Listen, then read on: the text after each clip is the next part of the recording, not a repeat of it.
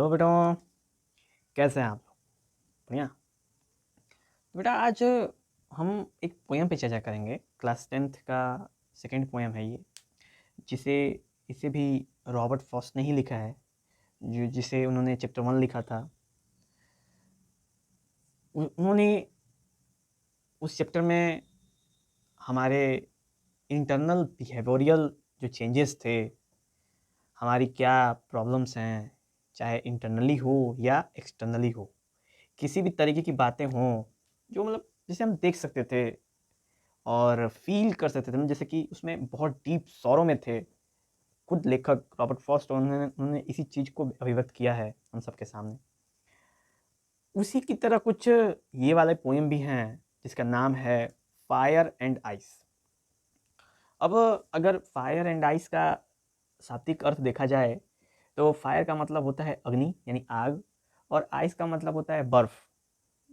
ठीक है, तो इन दोनों चीज़ों का शाब्दिक अर्थ तो ये होता है, लेकिन अगर इसकी भावात्मक बातें करें, भावात्मक तौर पे बातें करें इसकी, अगर इमोशनल तौर पे इसकी चर्चा करें तो काफ़ी कुछ ये हमें बताती है कि आखिर फायर एंड आइस से रिलेटेड मतलब है क्या। तो अभी हम स्टार्ट करेंगे बेटा ये पोयम, और इसे पूरा समझते हुए चला जाएगा। रॉबर्ट फ्रॉस्ट के बारे में तो आप जानते ही हैं, ग्रेट लेखक हैं, पोएट हैं। उन्होंने बहुत सारी लेखन उन्होंने लिखी है अपने लाइफ में, जो कि मैक्सिमम पर्सनली जो उन्होंने एक्सपीरियंस करा है उसी को उन्होंने शब्दों के फॉर्म में लिखा है।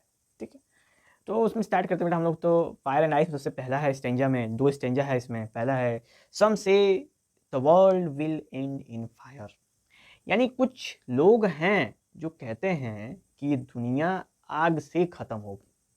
तो जैसा कि आप जानते हैं कि भाई दुनिया, कोई चीज़ अगर बनती है तो उसे ख़त्म होना है, अगर कोई जन्म लेता है तो उसे एक ना एक दिन मरना है, ये तो होना ही है। तो भाई नेचुरल, प्रकृति का नियम है ये, प्राकृतिक चीज़ें हैं ये, जो कंटिन्यूअसली एक साइक्लिक बिहेवियरल को फॉलो करते हुए प्रोसीड करती रहती है।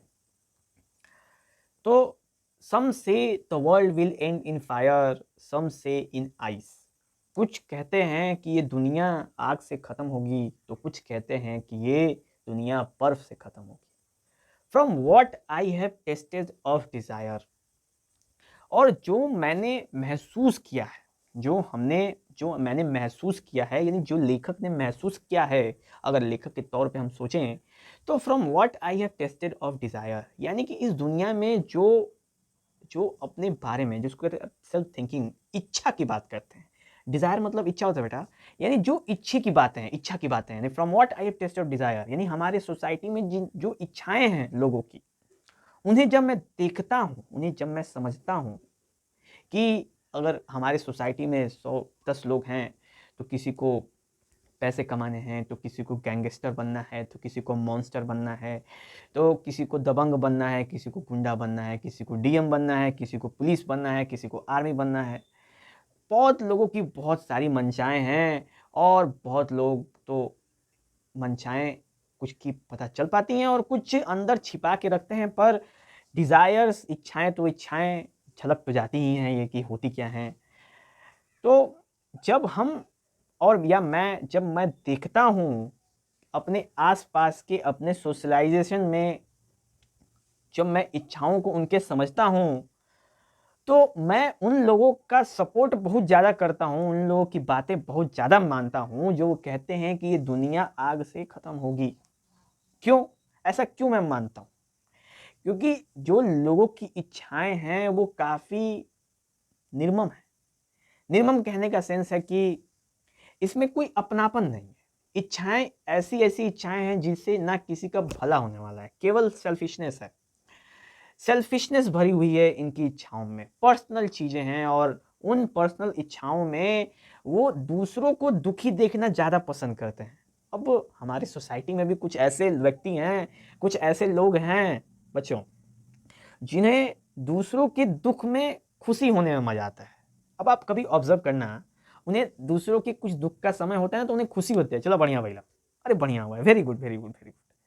ये इन सब चीज़ों को जब मैं देखता हूँ, पोएट बोलते हैं बेटा, रॉबर्ट फ्रॉस्ट कि जब मैं इन सारी समस्याओं को देखता हूं तो मैं सोचता हूं कि ये गारंटी अब दुनिया आग से ही खत्म होगी। तब ये दुनिया आग से ही क्या होगी, खत्म होगी। But if it had to perish twice I think I know enough of it.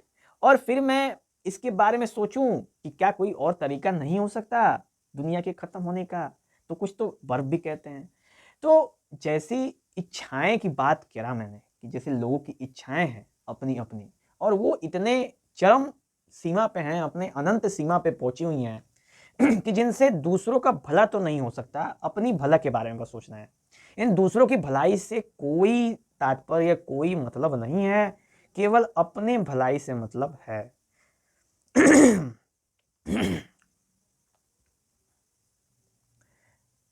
तब मैं जान पाता हूं कि हेट नाम की भी कोई चिड़िया है।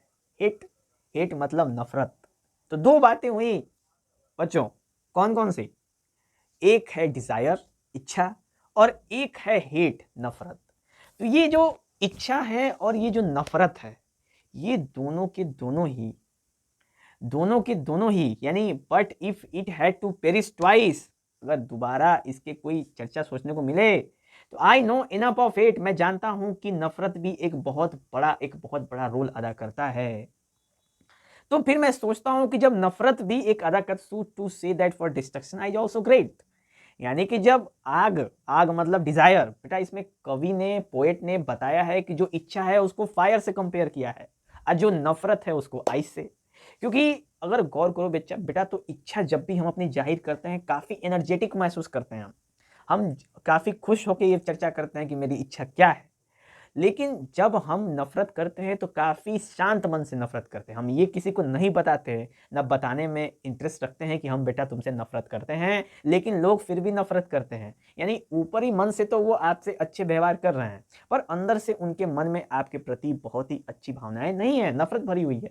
तो राइटर ने यही देख के सोचा कि जब मैं डिजायर को टेस्ट करता हूं तो मुझे लगता है कि दुनिया आग से खत्म होनी चाहिए, लेकिन जब मैं दोबारा सोचा इसके प्रति तो क्यों आग से भाई, आइस भी तो एक अच्छा सुझाव है। क्यों? क्योंकि दुनिया में नफरत का भी तो भाव है, आइस एक अच्छा सुझाव है और दुनिया में नफरत का भी भाव है।